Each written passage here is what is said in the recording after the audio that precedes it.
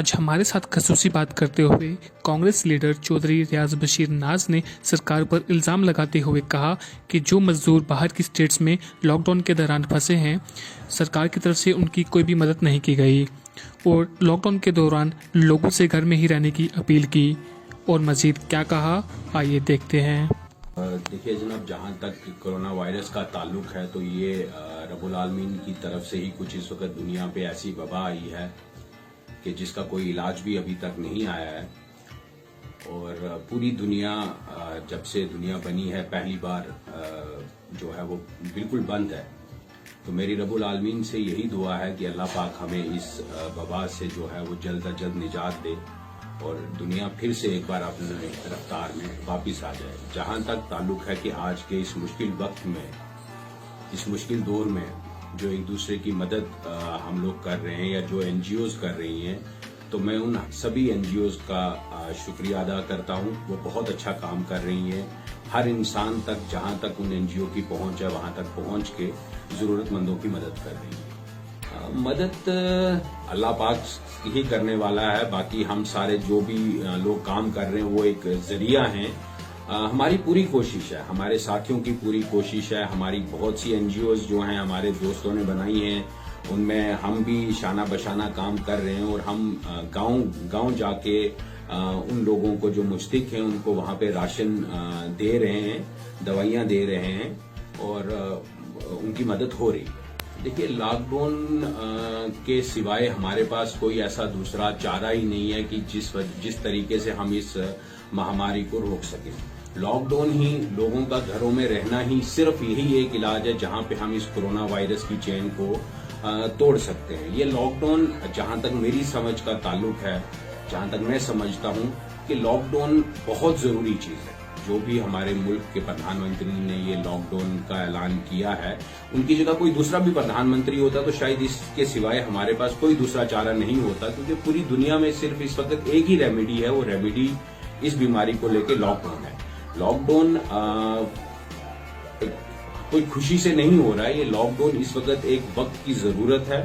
वक्त की मजबूरी है, जिसमें हमें लॉकडाउन करके ही इस कोरोना वायरस की चेन को तोड़ना है और इस महामारी से बचना है। अब आगे ये लॉकडाउन बढ़ना चाहिए या नहीं बढ़ना चाहिए, ये सिर्फ मैसर करता है इस बीमारी पे कि इन लॉकडाउन के दौरान में कितने नए केसेस हमारे पास आए हैं, कितने लोग ठीक हो चुके हैं, और उसी के दारोमदार पे ये लॉकडाउन आगे बढ़ भी सकता है या लॉकडाउन खत्म भी हो सकता है। लेकिन जहां तक मेरी समझ ये कह रही है कि लॉकडाउन एक अच्छी चीज है, लॉकडाउन ठीक है। लॉकडाउन रह के लोगों को घरों में रहना चाहिए, अपनी जान के साथ साथ दूसरे लोगों की जान का भी तहफ़्फ़ुज़ करना चाहिए। देखिए सर, जहां तक कोरोना वायरस से लड़ने की एडमिनिस्ट्रेशन की तैयारियां हैं, तो एडमिनिस्ट्रेशन भी अपनी तरफ से पूरी कोशिश कर रही है। लेकिन जो ये लॉकडाउन हुआ है, ये एक सडन लॉकडाउन है। यहाँ पे सरकार को भी इन सब लॉकडाउन से लड़ने की या इस लॉकडाउन के बाद जो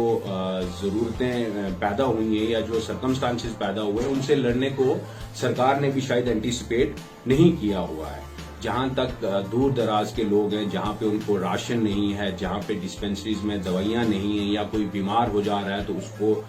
हॉस्पिटल में लाने के लिए कोई ऐसे जरिए मौजूद नहीं हैं, जिनकी वजह से लोगों को जो दूर दराज रहते हैं उनको दिक्कतें पेश आ रही हैं। अभी 2 महीने का राशन जो लोगों को मिला है, उसमें भी सरकार ने पहले कहा था कि वो फ्री ऑफ कॉस्ट होगा, लेकिन अब सुनने में आया है कि वो फ्री ऑफ कॉस्ट नहीं था। लेकिन जितने भी हमारे यहाँ के लोग हैं, वो सबसे ज्यादा जो हैं वो मजदूरी पेशा लोग हैं, वो दिहाड़दारी वाले हैं, सुबह कमाते हैं और शाम को खाते हैं। पिछले 1 महीने से लॉकडाउन की वजह से वो लोग घरों के बाहर नहीं निकले हैं, जिसकी वजह से उनकी कोई भी कमाई, कोई भी रोजगार का जरिया नहीं बन पाया है। तो आपके चैनल की वसाजत से मैं ये एडमिनिस्ट्रेशन को और सरकार को अपील करता हूँ कि कम से कम 3 महीने का राशन जो है वो दूर दराज लोगों को दिया जाए और वो फ्री ऑफ कॉस्ट दिया जाए। बिल्कुल इसमें कोई दोराहे वाली बात नहीं है कि अभी ये जो हमारा एग्रीकल्चर सीजन है वो स्टार्ट होने वाला है या स्टार्ट हो चुका है। इनफैक्ट लोगों को अभी अपने खेतों में काम करने की इजाजत नहीं है। अगर वो काम नहीं करेंगे तो वो आने वाले 2-4 महीनों में मकई कहाँ से खाएंगे, वो चावल कहाँ से आएंगे, या वो चावल की खेती कैसे कर पाएंगे। इन सब चीजों को लेके मेरी इंतजामिया से और मेरी गवर्नमेंट से यही एक अपील है कि चंद लोगों को गांव में ऑल्टरनेट बेसिस पे एक दूसरे के खेतों में काम करने की इजाजत दी जाए, उनको अपने गांव में ट्रैक्टर वगैरह ले जाने की इजाजत दी जाए, जहां पे वो अपनी जमीनों को फिर से आबाद कर सकें। उनको फ्री बीज जो है वो मुहैया करवाए जाएं, क्योंकि कई जगहों पर हमें ये शिकायत आई भी कि बीजों के दाम जो हैं वो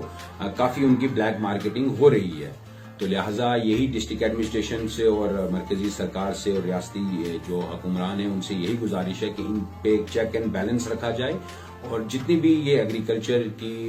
जरूरत है इस वक्त किसानों को, वो जरूरत उनके डोर स्टेप पे जाके उनको मुहैया करवाई जाए, ताकि वो आने वाले इस खेतीबाड़ी के सीजन में अपनी खेतीबाड़ी कर सकें और अपने लिए अनाज उगा सकें। इसमें यह है कि इसमें कोई शक नहीं है कि हमारे हजारों की तादाद में हमारे मजदूर भाई जो पिछले 4-5 महीने 6 महीने से बाहर की रियासतों में अपनी रोजी रोटी कमाने गए हुए थे और अचानक लॉकडाउन की वजह से वो वहीं पे फंस गए हैं, चाहे वो हिमाचल में हो, उत्तराखंड में हो, कोलकाता में हो, मुंबई में हो या हिंदुस्तान के किसी दूसरे कोना में हो। इस वक्त वो लोग बहुत मुश्किलों का सामना कर रहे हैं वहां पे, क्योंकि जहां तक हमारा बस चल सका, हमारे जो नोन है या हमारे रिलेशंस में जो लोग बाहर हैं उनके जरिए हमने उन तक मदद पहुंचाने की कोशिश की है और उनको मिल भी रही है। लेकिन बड़े अफसोस से ये मुझे कहना पड़ रहा है कि मरकजी सरकार की तरफ से इस वक्त तक उन सब मजदूरों को कोई भी रिलीफ नहीं पहुंचा है। ना ही वो सरकार की तरफ से कोई राशन का इंतजाम हुआ है, ना ही वो दवाई का इंतजाम हुआ है। वो लोग जो इस वक्त बाहर हैं वो बहुत ही मुसीबतों में हैं, बहुत ही दुख और तकलीफ में हैं, और इसी वजह से मैं मरकजी सरकार से ये अपील करता हूं कि वो अपनी पर्टिकुलर स्टेट की एडमिनिस्ट्रेशंस को ये डायरेक्शंस दे कि जो भी मजदूर तबका के लोग फंसे हुए हैं, चाहे वो जम्मू कश्मीर के हों, बिहार के हों या किसी दूसरी रियासत के किसी दूसरी रियासत में फंसे हुए हों, उनको जल्द अज जल्द राशन, दवाइयां और बाकी जरूरत की चीजें जो हैं वो उनके जहां पे वो रह रहे हैं वहां पे उनको वो मुहैया करवाए। पिछले काफी टाइम से, पिछले काफी दिनों से हम सरकार को ये अपील कर रहे हैं, सरकार को हमने मेल्स भी करी हैं, हमने अपनी आवाज भी उन तक पहुंचाई है कि कोई एक ऐसा मैकेनिज्म तैयार करें जिसकी वजह से जितने भी बाहर के जो ये लोग फंसे हुए हैं, लेबर क्लास के या दूसरे, उनको अपने अपने घरों में पहुंचा दिया जाए। उसमें चाहिए अपनी पर्टिकुलर स्टेट में अपने स्टेट ट्रांसपोर्टेशन जो इनका है उसको इस्तेमाल में लाएं, क्योंकि लिस्ट तो बन चुकी है, कितने लोग किस स्टेट के किस जगह हैं, किस शहर किस गांव में काम कर रहे हैं, वो सारी लिस्ट, वो सारे नाम, वो सारे फोन नंबर्स सभी स्टेट्स की एडमिनिस्ट्रेशन के पास पहुंच चुके हैं। पर्टिकुलर जो हमारी स्टेट के लोग बाहर हैं, हमारे राजौरी पुंछ के या बनहाल के, श्रीनगर के, डोडा बदरवा के, तो मेरी सरकार से यही अपील है कि रमजान आने वाले हैं, तो जल्द अज जल्द जितने भी हमारे लोग बाहर फंसे हुए हैं उनको रमजान से पहले आप अपने अपने डिस्ट्रिक्ट में लाके रख दीजिए, चाहे उनको क्वारंटाइन में ही रखें, लेकिन कम से कम उनको एक इत्मीनान तो होगा कि वो अपने घर पहुंच चुके हैं। 10 या 15 दिन का क्वारंटाइन करने के बाद वो अपने अपने घर में जा सकते हैं। उनके घर वाले भी बहुत परेशान हैं, क्योंकि उनके घरों में भी एक एक दो दो लोग ही हैं, मर्द जो कमाने वाले थे, बाकी जो माएं बहनें हैं वो घरों में रहती थी, घर का काम करती थी, तो उनके लिए भी काफी दिक्कत है। उनके बच्चे, उनके घर वाले भी बहुत परेशान हैं, वो खुद भी वहां पे बैठ के काफी परेशानियों से और मुसीबतों से जूझ रहे हैं। तो लिहाजा ये मरकजी सरकार से और जितनी भी रियासत की दूसरी सरकारें हैं उनसे मेरी ये गुजारिश है कि वो जल्द अज जल्द कोई एक ऐसा मैकेनिज्म तैयार करें जिनकी वजह से जो फंसे हुए लोग हैं वो जल्द अज जल्द अपने घरों को पहुंच सके। मेरी अपनी आवाम से यही इस टाइम में यही मैसेज देना चाहूंगा कि अल्लाह सब्र करने वालों के साथ है। ये वो दौर है जब हमें सब्र करना है, हमने अपने नफ्स पे काबू पाना है, अपनी जरूरतों पे काबू पाना है,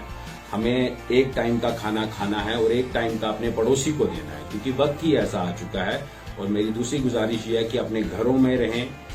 जरूरत के वक्त सिर्फ घर से कोई एक अफराद ही निकलें जो घर की जरूरत की चीजों को लेके वापस घर आ जाएं,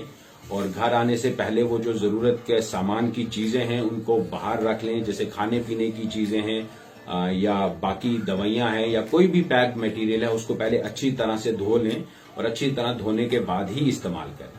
वो खुद भी सेफ रहें और वो दूसरों को भी सेफ रखें।